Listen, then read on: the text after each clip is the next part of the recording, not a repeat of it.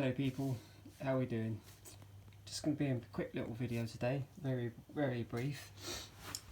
After yesterday's run with my Traxxas Slash on a 4S.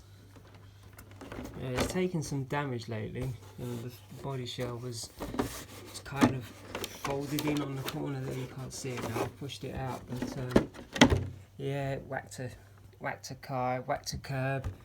I've already broken one of the, it's full of shite in there, full of muck, sorry. I've already broken one of the hub carriers and the hub itself. It landed awkwardly in the street, flat out off a speed hump, busted it. It was that or a car, so I had to brake and it dipped the nose. Anyway, long story, never mind about that. So basically, what I was going to go through quickly is what I wanted to do was to make like you see,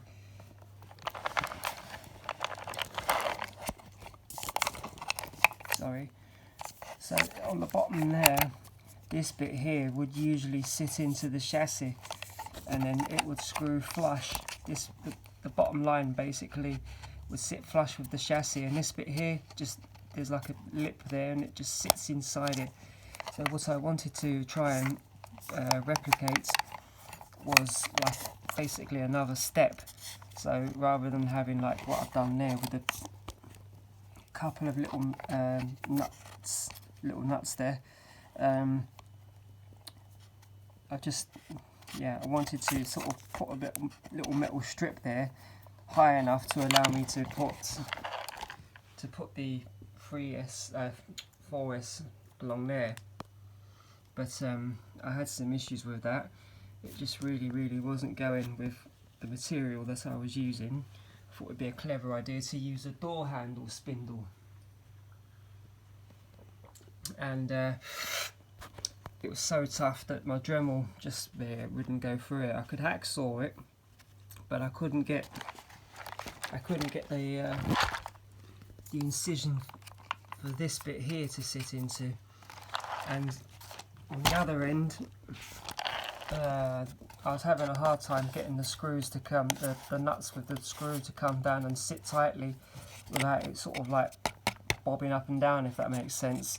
So I just gave up in the end and just found a little bit of wood there. It was off of a it's off of a wine crate actually, but so it's not very thick, but it's just high enough to allow me to do what I need to do, like to put the bar across with the 4S in, like, you know, the normal bar like that. So it's just raised up higher sort of thing. Yeah. Anyway, so we did that. So what we've got here also, this is hobby wing. It's a hobby wing. He's run WP SC8, 120 amps. I guess that the new one, I think, is the Max 10, that's 120 amps, and the Max 8 is 150 amps now. So this is obviously an older variant, but still good enough to me. So it's a 4S capable. So yeah, fitting it was rather nice. It's quite simple really. It comes with a little plastic plate that actually fits right on the screw points where you would mount the original, there and there, where you'd mount the original Millennium VXL ESC.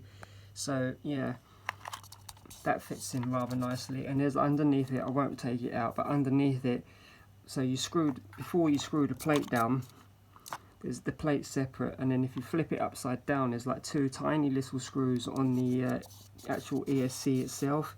They're only very short, just enough to like go through the plastic, and then get a bit of bite into the casing here. So that sits in there very snug. It's perfect fit. And here I just got this cheap little motor fan run that into the receiver there, so that's running. Just put a cheap old screw in there. I'm not paying silly money for Traxxas screws, I'm sorry, and I can get them for like £1 a packet out of the DIY shops. So yeah, that's that. I've programmed this now. I've got it up to maximum power, so it was giving it the full bins, but the punch wasn't quite up for. But as you probably or may have not seen, couldn't use the power anyway. So, but this is still using the older, yep, can't really see it too well now, but that's the cheap old Banggood motor. It's doing a blinding job really for the money. Yeah, perhaps something with a better name might go a bit faster, but you know, you're going to pay a lot more money for it. So yeah, I'm happy with that for the time being. So yeah, basically for now, that is that. Thanks for watching. Cheers.